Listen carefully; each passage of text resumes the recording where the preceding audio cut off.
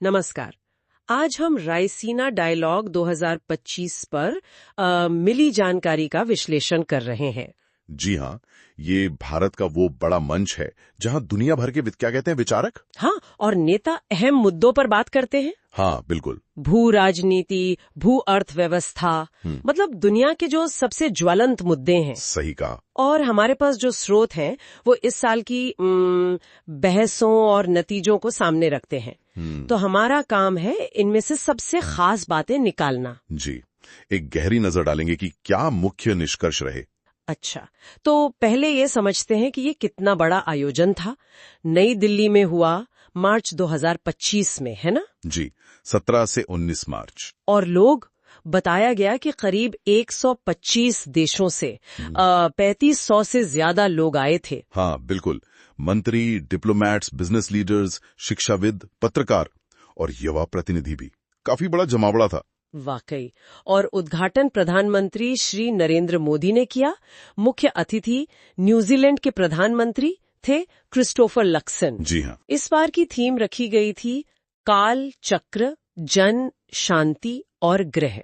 सुनने में तो काफी गहरा लगता है। जी। इसका असल मतलब क्या था? देखिए, ये थीम सिर्फ आकर्षक नाम नहीं है। ये इस बात पर जोर देती है कि आज के समय में लोग, शांति और हमारा ग्रह, ये तीनों बुरी तरह जुड़े हुए हैं। अच्छा। हाँ, मतलब वैश्विक जुड़ाव, टिकाऊ समाधान, सबका विकास और दूर की सोचने की जरूरत, इन सबको ये रेखांकित करती है। और ये डायलॉग तो अब काफी सालों से हो रहा है। जी, 2016 से विदेश मंत्रालय और ऑब्जर्वर रिसर्च फाउंडेशन मतलब ORF मिलकर करते हैं इसे। ठीक है, तो अब आते हैं चर्चा के मुख्य बिंदुओं पर। सबसे बड़ी चिंता किस बात को लेके थी? मैंने पढ़ा कि अर्थव्यवस्था के हथियारीकरण पर काफी बात हुई। ये क्या है? हाँ, ये एक गंभीर चिंता बनकर उभरी। हथियारीकरण का मतलब है जब देश व्यापार के नियमों जैसे टैरिफ हैं या प्रतिबंध हैं या फिर पैसों के लेन देन पर नियंत्रण, अच्छा, इनका इस्तेमाल सिर्फ आर्थिक फायदे के लिए नहीं करते, बल्कि दूसरे देशों पर दबाव डालने या अपना क्या कहते हैं भू राजनीतिक दबदबा बनाने के लिए करते हैं।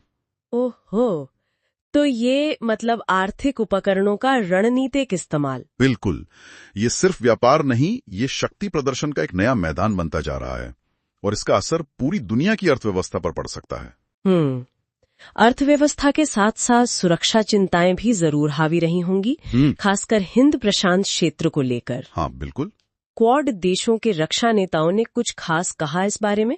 चीन की नीतियों को लेकर चिंता जताई गई। जी हाँ, क्वाड यानी भारत, अमेरिका, जापान और ऑस्ट्रेलिया, इसके नेताओं ने चीन की बढ़ती आक्रामकता पर चिंता जाहिर की।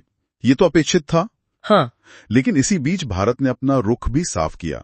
भारत ने कहा कि वो हिंद महासागर क्षेत्र को एक शांतिपूर्ण और सुरक्षित व्यापार मार्ग बनाना चाहता है। अच्छा, ये कैसे? इसके लिए वो छोटे द्वीपीय देशों और जो बाहरी सहयोगी हैं उनके साथ मिलकर काम करेगा। ये दिखाता है कि भारत सिर्फ प्रतिक्रिया नहीं दे रहा, बल्कि क्षेत्र में स्थिरता के लिए एक सक्रिय भूमिका निभाना चाहता है। दिलचस्प। और इसी हिंद प्रशांत की बात से जुड़ा एक और पॉइंट सामने आया फिलीपींस की तरफ से। वो चाहते हैं कि भारत स्क्वाड में शामिल हो। हाँ, ये काफी अहम डेवलपमेंट है। फिलीपींस चाहता है कि दक्षिण चीन सागर में चीन की गतिविधियों का जवाब देने के लिए भारत एक नए गठबंधन स्क्वाड में आए। स्क्वाड, इसमें कौन कौन है? अमेरिका, जापान, ऑस्ट्रेलिया और फिलीपींस। तो ये क्वाड से थोड़ा अलग है। तो ये दिखाता है कि इस क्षेत्र में रणनीतिक गठजोड़ कैसे बन रहे हैं और चिंताएं कितनी बढ़ रही हैं। बिल्कुल। और इससे ये सवाल भी उठता है कि भविष्य में क्षेत्रीय सुरक्षा का ढांचा कैसा होगा? क्या छोटे देश अब सिर्फ अमेरिका पर निर्भर नहीं रहना चाहते? क्या वो भारत को एक ज्यादा भरोसेमंद साथी के तौर पर देख रहे हैं? लेकिन क्या भारत के लिए इस स्क्वाड में जाना आसान होगा? चीन के साथ रिश्ते तो पहले से ही तनावपूर्ण है। निश्चित रूप से ये एक बड़ी चुनौती है। भारत को इसके फायदे और चीन के साथ रिश्तों पर इसके असर को बहुत सावधानी से तौलना होगा। ये कूटनीति का एक नाजुक संतुलन है। सही बात है। अच्छा, एक और बड़ा मुद्दा था डिजिटल दुनिया से जुड़ा। ये सामने आया कि भारत डेटा फ्लो, AI के नियमन और डिजिटल व्यापार पे जो बातचीत चल रही है उसमें काफी संभल कर कदम रख रहा है। ऐसा क्यों?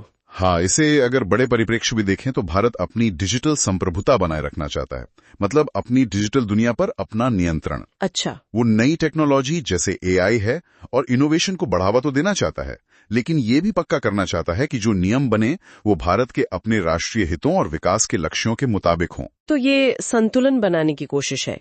इनोवेशन और राष्ट्रीय हित के बीच। बिल्कुल। ये जो वैश्विक व्यापार नियमों और टेक्नोलॉजी के स्टैंडर्ड्स को लेकर बड़ी बहस चल रही है दुनिया में, ये उसी का हिस्सा है। भारत नवाचार, राष्ट्रीय हित और वैश्विक नियमों के बीच एक संतुलन साधने की कोशिश कर रहा है। समझ गए।